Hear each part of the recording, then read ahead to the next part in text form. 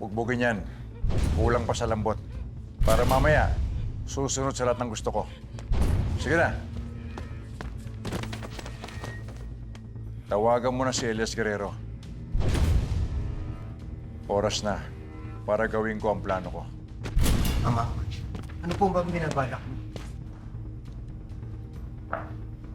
Papatayin ko tong si Hilda at ibibintang kay Elias para pagbayaran niya ang ginawa niya sa anak ko. Para magpatayan na ang mag-amang si Edgardo at Elias.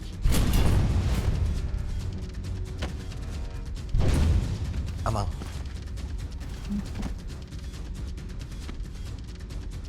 Hello? Elias Guerrero. Sino to? Hindi mo ako kilala, pero kilala kita. Alam kong gusto mong gumanti sa Golden Scorpion.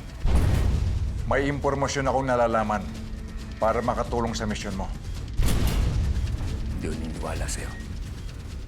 Magpakilala ka muna. Sino ka? Pumunta ka sa address na ibibigay ko sa'yo.